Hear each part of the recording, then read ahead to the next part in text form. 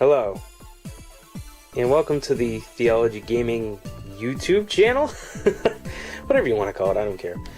My name is Zachary Oliver, and I have finally fixed the bookshelf C. For whatever reason, the top bookshelf, probably due to weight, decided to collapse. So I couldn't really record anything because there were just books everywhere on the floor. So it's all fixed now, and we can finally finish this off. Alright, so let's move down here. Because last time I covered the yellow guides over here, and now I'm covering the orange guides. Now, of course, first of all, we gotta cover this. This is the Metal Gear Rising Revengeance guide. It's pretty good. It's in the vein of the Future Press guides, which are released from a German company, and they exhaustively cover every area of the game. Unfortunately, this guide does not cover any of the DLC, so you're just out of luck on that one, but you can deal with that.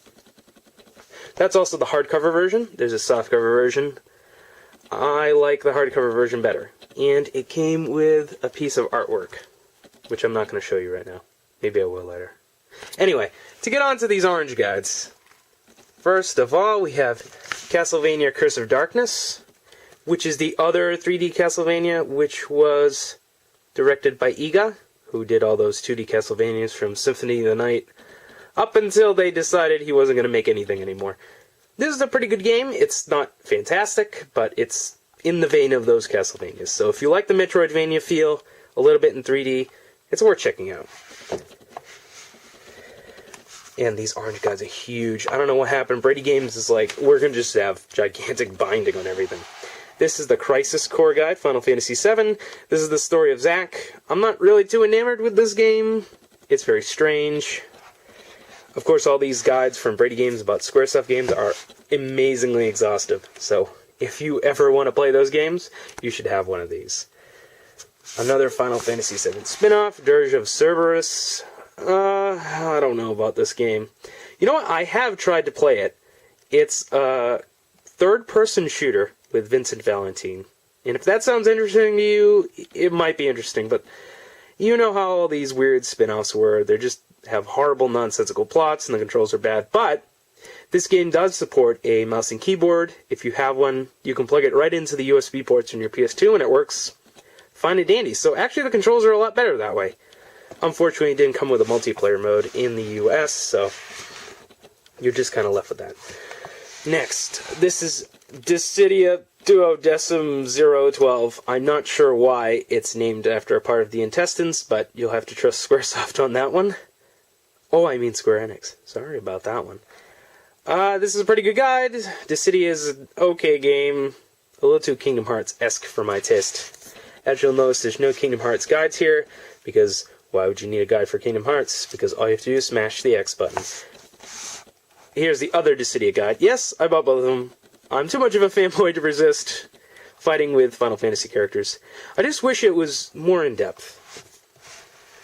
That's really what I want.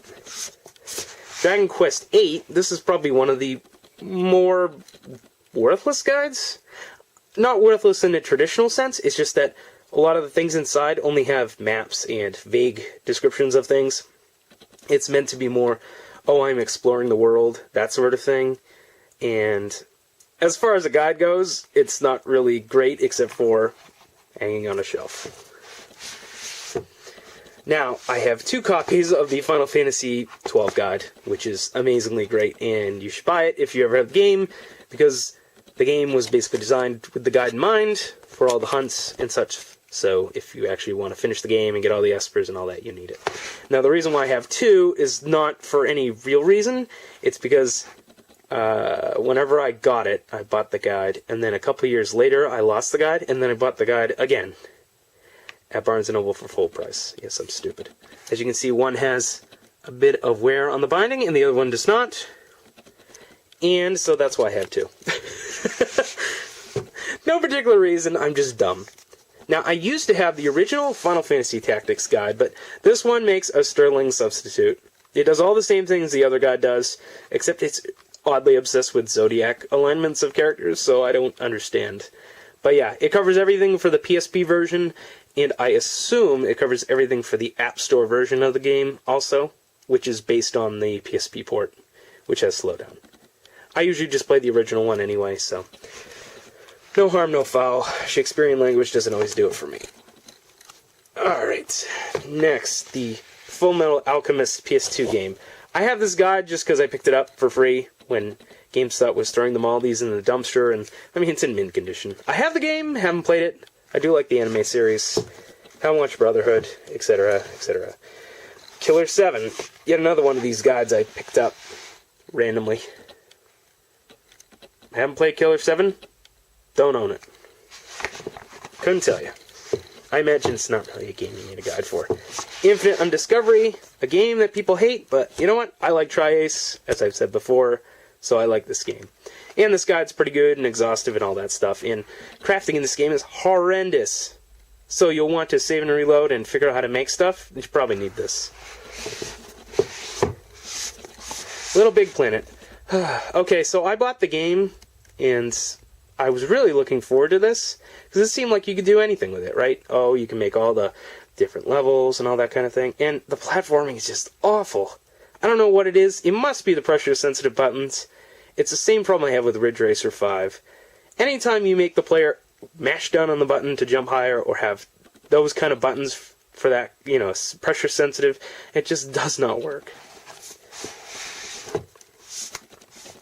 Marvel vs. Capcom 3, this is probably one of the best fighting game guides ever made, only surpassed by its sister sequel guide, which came out 6 months later for the slightly enhanced Ultimate Marvel vs. Capcom 3. Seriously, if you want to play the game, go get that one, which is down there, and we'll look at it later, but seriously, it's a great guide. Alright, now back to the Battle Networks. Battle Network 5. I assume these are good. I don't know, because I haven't played the games yet. Same goes for the number 6 guide. I believe the 6th guide is more rare than most of the other guides. I actually had to buy that one off eBay, but, you know, that sort of thing. And there was only, like, a couple official guides for the Mega Man Zero series. I don't know why this guide costs so much, but it costs a lot of money to get. And I think this is the easiest one out of that series, so it's very strange. And these, as you can tell, I'm having a problem pushing it back in. I probably should have just taken them all out, but you know what? See? Like that. Alright, Mega Man ZX, that was the DS pseudo-sequel to the Zero series. It's good. It doesn't really need a guide, but you know what? I bought it anyway. It was cheap. And yet another guide I didn't need. Nightmare Before Christmas. Oogie's Revenge. I have no idea. I've never even played the game. I don't own it. I assume it's not that great. And Okami, which I'm sure a lot of people love. I don't know. There's nothing that appeals to me, and I really want it to like it. And I don't know. It's just not. It's Zelda-esque, but not Zelda-esque, and the painting gimmick gets gimmicky kind of quickly. You know what? I'm gonna play it again. I own 2 copies of the stupid game. I'm gonna play it. Radiata Stories, which is another Tri-Ace game. A lot of cameos from other Tri-Ace games, and it's supposed to be fun and lighthearted, and I barely played it. But you know what? The guide looks great, has tons of information. Worth buying. Resonance of Fate. This is the game with that confusing combat system everybody was talking about. In fact, it's not really that complicated, and it's very simple, but it's highly entertaining because the whole game is full of boss battles and fights, and if you don't approach them correctly, you will die. And it involves lots of guns and people jumping around wildly in the most unrealistic way imaginable. I'm not sure how this couldn't be enjoyable. Plus, the whole steampunk thing really appeals to people, and the militaristic theme appeals to someone I know, I'm sure. Romancing Saga. I didn't even know this had a guide. This is the remake of the original Romancing Saga, which never came out in the US, but this particular version for the PS2 did. I don't really get Saga games, and I've tried, and I've read this guide, and I still don't get it. Someday, maybe when I'm dead. Here's the Soul Calibur 4 normal guide. This is the one I got originally, and I bought the one up there. You can check the previous video for that one. But it's the same guide, so just as useful. I don't think Soul Calibur 4 was played that much competitively, so the information there is not really that useful. Spartan Total Warrior, I got this for free, again, from GameStop. Nothing to say, don't own the game, never played it. Star Ocean First Departure, it's a PSP remake of the original Star Ocean, another Tri-Ace game. This is a good guide. And finally got into the lower shelf. Okay, for Star Ocean The Last Hope, a lot of people have called it a bad Star Ocean game, and just from prior experience I'd have to agree, but it's not a bad JRPG. You just have to get over the fact that every voice actor is really bad, and that half the time you're really playing a dating sim with an RPG attached. But that's okay with me. I don't know, it kind of works. I really need to go finish it, because I'm one save away from the last boss. I'm not sure, I think I got distracted with something. Anyway, if you're wondering what this is the decision tree. That's why I have this little piece of paper in there, I had to print it out. So it's missing that, and if you're looking for that, it's not in this guide. Actually, you can buy it for a PS3 or Xbox 360 for relatively cheap, so I would actually recommend it. Street Fighter Cross Tekken. This guide is really outdated now that the 12 DLC characters came out, but again, it's in the same vein as the Marvel vs. Capcom 3 stuff, so same authors, all that, frame data, etc., etc. It's really good. Tales of Legendia, I haven't played it. People I know say it's awful.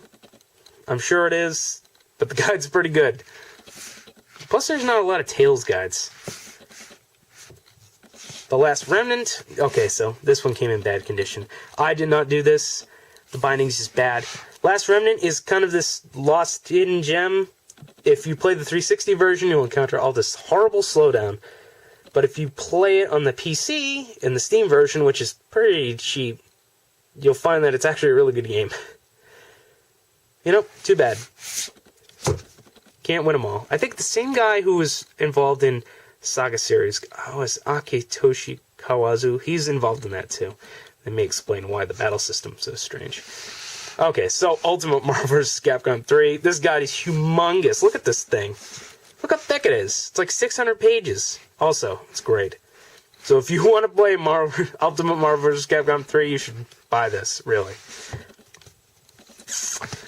Ooh, Valkyrie Profile 2. I haven't played it, so couldn't tell you. I assume the guide is good, but it's really small. I don't like that the guide is small. I want it bigger. And this guide for two Beautiful Joe games that people forgot. Red Hot Rumble, which is something akin to Smash Brothers with active objectives and a time limit. And if that sounds not fun, most of the time it is. And then Beautiful Joe Double Trouble, which is a DS game that involves lots of zooming in and taking pictures. It's, I don't know. It's like a puzzle game. Stick with the other two. Nothing to see there. Okay, and now here are three worthless World of Warcraft guides. Now, of course, you assume playing normal games that players' guides will not be worthless in like a year or two. But if you've never played an MMO before, you buy the player's guide because you think it'll help you. Now, I have the other one up there, right? The other World of Warcraft guide. And that one ended up being useless within a couple years. Now, these are even more useless almost. Except for the dungeon companions. They tell you the actual strategies you would have used back in the day for anything pre-Burning Crusade. So, that's pretty interesting. And then this one teaches you how to do all the boss fights for Burning Crusade and Naxxramas. But again, these are just nostalgic guides for me, because I just like reading about the boss strategies and stuff. And there's also a third one, but I didn't buy it, because I figured, hey, you know what? If I want WoW information, I'll just go look on the internet. I'd rather buy the novels anyway. And this is the Master Guide, 2nd edition, which is equally worthless. And there's a dead bug of some kind on top of there. Okay, that was fun. Hopefully the spider will pick them up. Yeah, there's a spider web down there. If you can't see it. And the Burning Crusade guide, equally worthless. All of them are just there because they are there. And stuff. Okay, and these are the PC game guides, which are all by different publishers. That's why they're in there. And before some certain point in time, PC guides used to have a unique look to them. They'd always be like textbook programming book-esque. I'm not sure if this is just a fit into a trend and to distinguish the guides from PC to console, or just because they just fit in with programming books or something, but they always ended up looking this way for the longest time. Anyway, that's why they look that way. And they're always in black and white. They're almost never in color. Age of Mythology, I like this game. The guide is pretty good too. So is the guide for the sequel. Yeah. Not sequel. Expansion. Get that right. Alien vs. Predator. I hate this game. But you know what? A guide game with the games, I bought it. It was $10. I'm not ashamed. Battle Realms, which is an RTS that came out before RTSs became any good. It's got a great theme to it, though. You know, Asian combat, that sort of thing. Training at martial arts dojos in the middle of your base, that kind of thing. It's strange, but good. The Diablo 2 Ultimate Guide. This comes with the battle chest. I couldn't really tell you if it's useful or not. I'm just not a Diablo person. It doesn't really click with me. Dungeon Siege 2. I don't own this, but I got this guide for free, so that explains a lot. This one is in color, though. Just to contradict myself immediately. Excellent. Lords of EverQuest. This is a pretty bad RTS, but you know what? The guide was big and fluffy, so I bought it. I'm really stupid. Serious Sam 2. Nah, the sequel wasn't as good as the original. Sid Meier's Civilization 3. Not a bad guide, but again, who's playing Civilization 3 right now? You're all playing either 5 or 4. You know, 5 because it's not that good, and 4 because everybody actually likes it. Sims Hot Date. Who the heck knows why I have this guide? StarCraft. Okay, this is a reasonable guide to own. I think I own the little miniature one that came with the treasure chest, battle chest thing, too. And Brood War. You know what? They're not really that useful anymore, but I'll keep them. Unreal Guide. I don't know what the heck was on my hand. Sorry about that. Unreal. It was a good game. You should play it. War of the Ring. That was an interesting game. Made by the same people that made Battle Realms. Warcraft 2. Couldn't really say. Didn't really play that much. Both the Warcraft 3 guides. Okay, this one was shiny and foily. I was really interested in Warcraft 3 at the time. Yeah, Warcraft 3 Frozen Throne. Not as useful. Same goes for these two guides, Dawn of War, and this one I got for free, Winter Assault. You know, not much to say. PC games just aren't my thing. This is the Final Fantasy 13 guide by Piggyback Games. I assume it's useful, because I never played through the game with it. I got it nearly for free, so I just picked it up. Now, this part of the shelf is the Future Press guides, and the Future Press guides are amazing looking. But you know what? I'm going to have to save them for another video. So, if you want to see this guide, please wait. Thanks for watching.